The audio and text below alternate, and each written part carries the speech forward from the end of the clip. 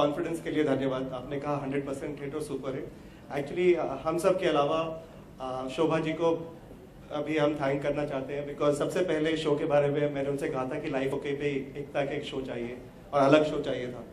So thank you so much for the vote of media वालों की भी तरफ से शोभा जी को ढेर सारी बधाई।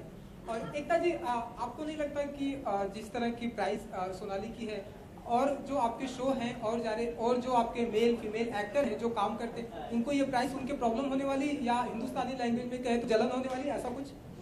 देखिए, हर शो की अपनी प्राइस होती है। अब कल अगर मेरे एक्टर्स को इसकी सोनाली के प्राइस की प्रॉब्लम है तो मैं बोलूँगी कि आप पहले एक फिल्म रिलीज करिए थिएटर में, उसे सुपर हिट करिए जैसे सोनाली ने किया है, उतना काम करिए, उसके बाद वही प्राइस मिलेगी आपको। एज आई एम कंसर्न, कोई मेरी प्राइस का सोचे अभी। Next time I want a gift, you only want me to give other people money, you are sitting there and asking me how many people am I going to give what to.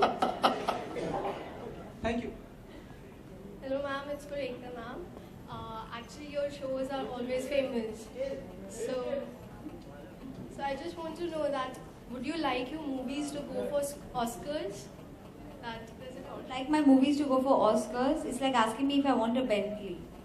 Of course, I would love it, but as I said, I do not make movies for Oscars. I think those movies usually happen. I make movies or TV for my viewers, and I am not. I'm not a critics junkie at all. I clearly work for my office. My people should feel like I'm given my buyers, my channel people, my audiences, they are happy, I'm happy. Thank you. Hello, Okay. Ekta ma'am, अजीब दास्ता है ये। What clicked the title to you? Like famous old song or? Okay, this is the last question because I have to run for another meeting. But I'll take this one on. Everyone is asking me this question wherever I go. Why this new fixation of having film songs as titles? I just feel it's lyrical and कहीं ना कहीं I always believe कि गाना अगर popular हो तो title automatically आसानी से जबान पे बैठ जाता है। तो चाहे वो बड़े अच्छे लगते हैं हो या फिर अजीब दास्तां है ये हो, mostly the songs for me work because of the fact that they are such strong, they so strong in the lyrical recall that they work. Thank you so much. Thank you. So we'll just do a photo op and then we will have all our artists one-on-one.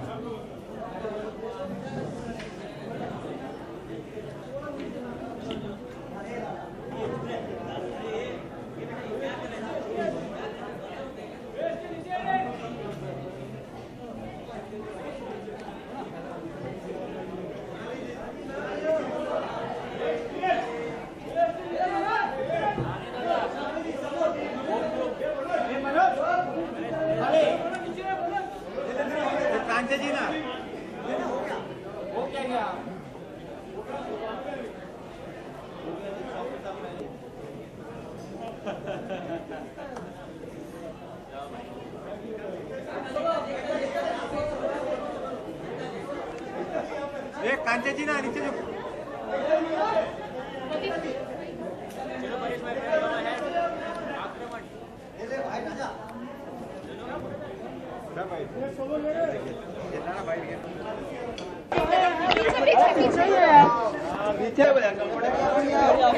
ला दो ये दे दो इधर दे दो चलो। किस तरह की chemistry होगी ये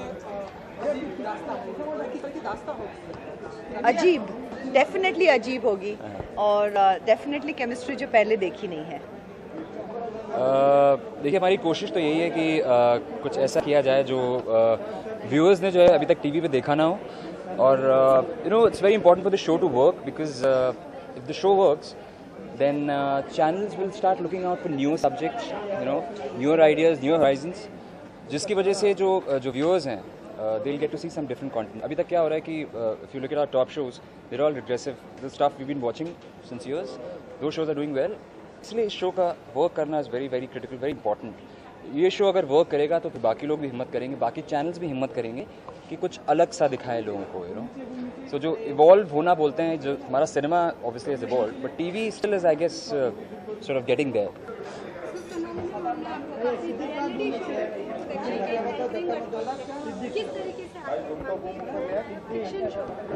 well I would say fiction show सिर्फ मैं इसलिए करी क्योंकि मुझे कैरेक्टर बहुत अच्छा लगा है। दिमाग में बिल्कुल नहीं था कि मैं फिक्शन करूँगी। I think I am still shocked and surprised that I am actually doing a fiction show and it scares me a lot, but here I am and it's actually a reality, the fiction show. But I think ये character ऐसा था, ये story ऐसी थी that I couldn't resist it. कितना different है क्योंकि बॉलीवुड की 3 घंटे की फिल्म जी। और ये एपिसोड कितना डिफिकल्ट है और Well, कितना different. I think the most important thing about this show is कि ये एक finite series है। हमारे एपिसोड्स फिक्स्ड हैं, हम इतने ही एपिसोड्स करने वाले हैं। सो हमारी स्टोरी यहाँ पे ख़त्म होती है और उसका ग्राफ हम बिल्कुल जानते हैं कि कहाँ पे ख़त्म होने वाली है।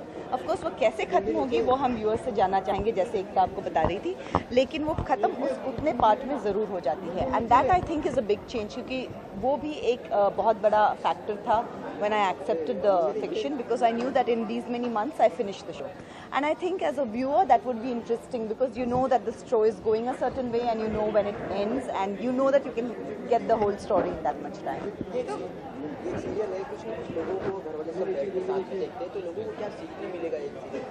That is the whole idea ना, we want people to sit up and notice कि क्या है ये, you know।